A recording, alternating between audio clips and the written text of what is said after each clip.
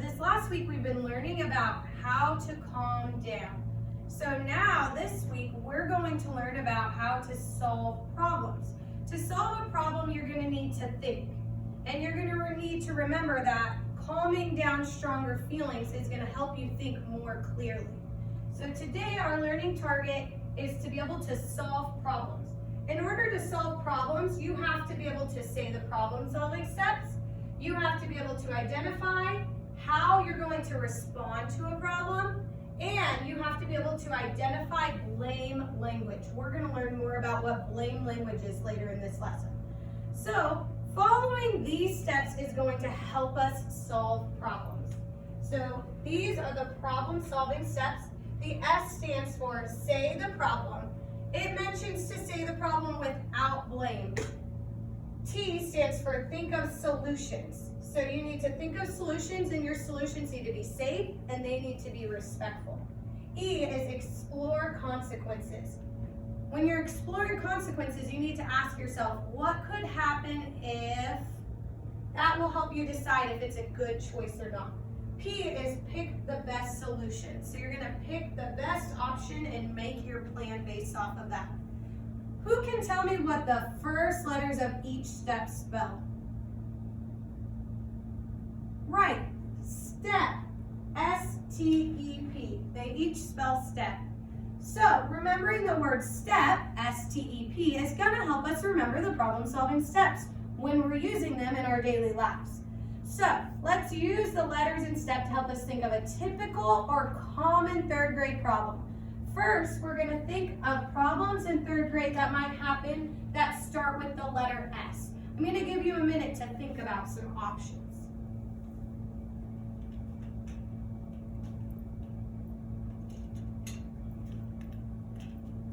Yeah, I heard a lot of you say secrets. Maybe your friends are keeping secrets, and that could be a common problem.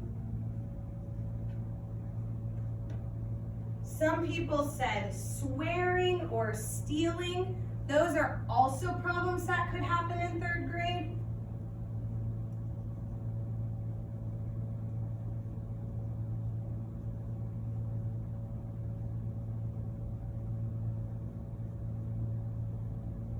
Okay, let's think of problems that start with a T.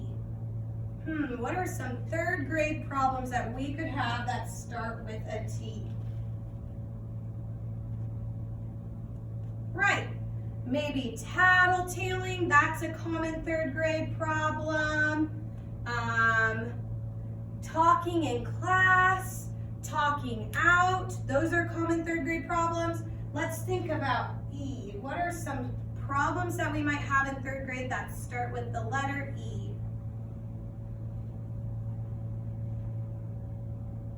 Right, embarrassing others, excluding others. What about P?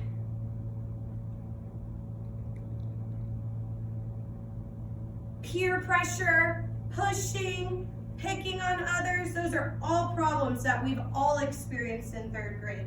So you've thought of many typical third grade problems, and today we're going to practice the first problem-solving step. The first problem-solving step is S, saying the problem. So we are going to pull up a picture from our lesson. In this photo, there's a boy, and his name is Leo. Leo is wearing the red shirt. And the other boy's name is Travis. Travis has the blue shirt. Travis thinks that Leo's hogging the swing, but Leo got there first. So they have a problem. We're going to watch a video to find out more about how they found a solution to their problem. So focus your attention, using your second step skills, on the clues about how they're feeling. You're going to be looking for how they're feeling in the video.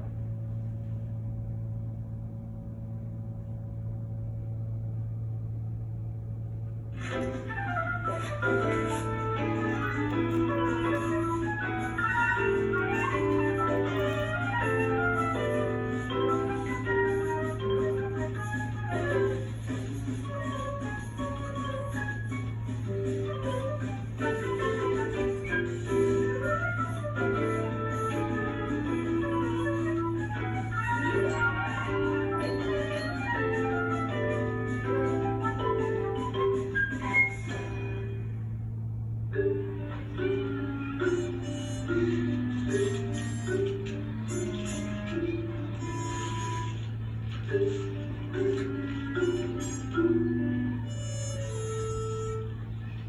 old playground.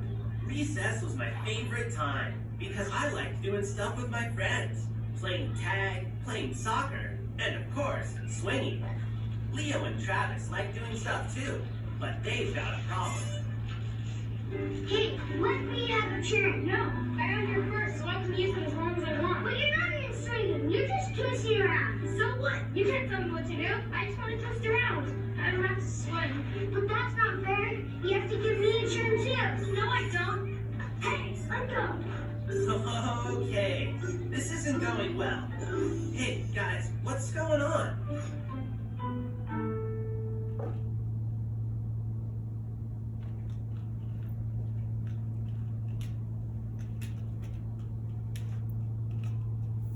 So, how were Leo and Travis feeling in that video? Right, they were feeling irritated and upset. It seemed like they were pretty angry. How were we able to tell? Yeah, because of the situation, their body language, we looked at their face. Leo and Travis were really irritated and upset with each other in this video. So they weren't able to think clearly about how they were going to solve that problem. And they needed some help before somebody did something really hurtful. Anthony was ready to help solve the problem. Anthony was the drawing. So we're going to say the problem first in order to work out how to solve this problem. So the S was to say the problem without blame. So focus your attention and listen to how they try to solve this problem using the S as their first step.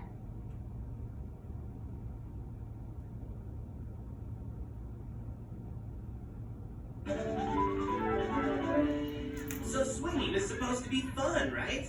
But it doesn't look like you're having much fun. What's the problem? Travis is trying to take the swing from me and I got here first. But he's not even swinging. He's just twisting around. It sounds like you're stuck, and you're not going to be able to swing your way out of it. I think this calls for the problem-solving steps you learned. What are you doing? I'm trying to make an S, but it's not working. S? I get it. S is the first step. Yeah, S. Say the problem, remember? The problem is Leo is always hogging the swing. And he never uses it for swinging. Nuh-uh. The problem is Travis is always telling me what to do. I never get to swing by myself because of you. Oh, you both sound pretty angry. I feel like that sometimes. What works for me is taking a minute to calm down. If you can calm down, then you can try saying the problem without blame.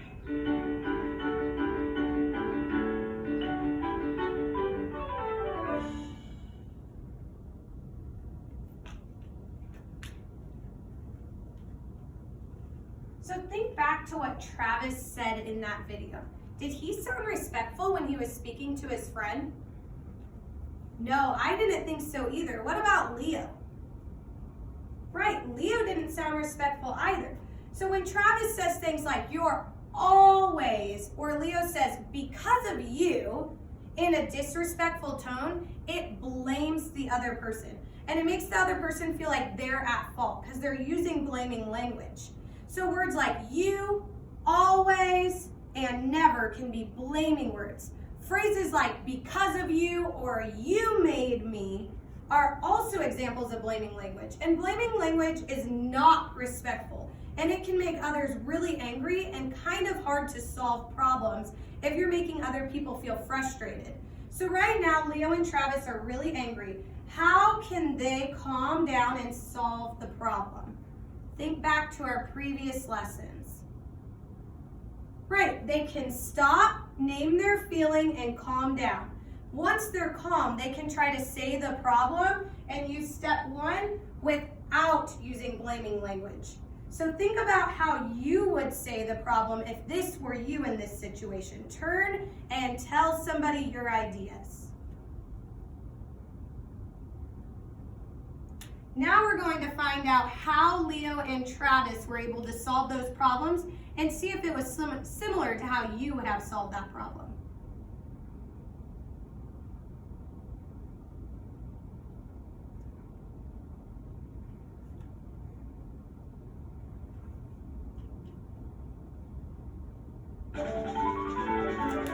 When you calm down, I know you'll be able to solve your problem. Start by using your stop signal. Then, name your feelings. Chillax. I'm feeling super mad. Good. I feel angry. Okay, good start. You've named your feelings, so let's do some belly breathing to calm down. Then, you can work on solving the problem.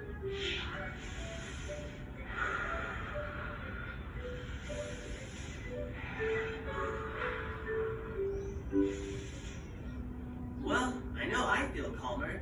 I think you're ready to work on solving your problem with STEP. We started with S, which is... Say the problem. I said it. Leo's always hugging the swing. And I said Travis is always bossing me around. When you say the problem using words like always and never, you're using blaming words. That's gonna make the other guy feel like it's his fault. And if he thinks you're blaming him, he's going to feel mad. Those kinds of words fall into the disrespectful category, and we're all about being respectful. Let's try something that'll help you say the problem without blaming anybody else. Travis, tell us what you want or need. I want to turn on the swing. And what do you want or need, Leo? I want to finish my turn on the swing. So if we put both of those wants together, we can say the problem without blaming. The problem is you both want to use the same swing. Yeah, and I want to twist around on it. Travis wants to swing, but I don't. So now what?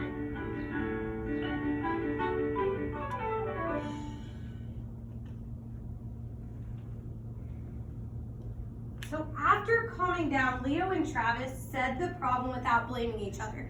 I don't know if you noticed, but they used words like I, and they talked about things that they want or what they need in order to move forward. So they're able to use the next steps in the problem-solving sequence in order to solve this problem. We're gonna practice identifying blaming words. So I'm going to upload a handout, and on that handout, you'll be able to use a piece of paper to write down different blaming words that you noticed in the scenarios. So today, let's go back to our learning.